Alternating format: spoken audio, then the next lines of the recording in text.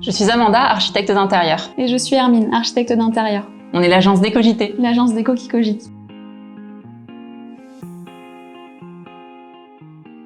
Alors la grande tendance jardin en ce moment, c'est de privilégier une continuité entre intérieur et extérieur. Donc on n'hésite pas à ramener des textiles, des luminaires. On décore son intérieur comme on décorerait son salon ou sa salle à manger. En plus, à La Réunion, on a la chance d'avoir la varangue, donc du coup, on n'hésite pas et on se fait plaisir avec les textiles. Pour attirer les enfants à l'intérieur comme à l'extérieur, il faut qu'ils aient envie de s'amuser. Et pour ça, le maître mot, c'est le côté ludique.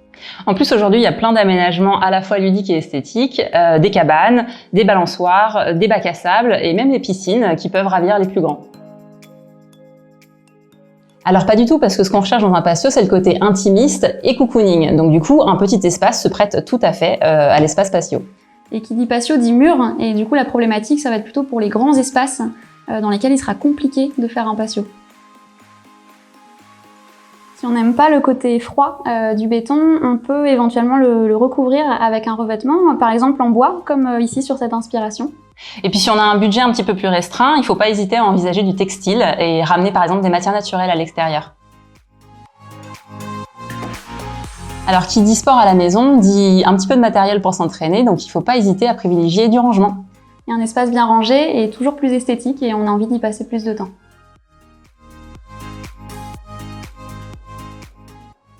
Et il y a de plus en plus de kits prêts à l'emploi qui existent pour faciliter la tâche des novices en jardinage.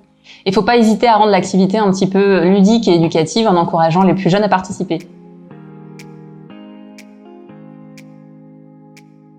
Alors les événements à la maison, c'est à la portée de tous, surtout quand on a un grand jardin. Ce qu'il faut juste essayer d'éviter, c'est la décoration jetable type papier ou plastique et privilégier des matériaux durables et des matières végétales.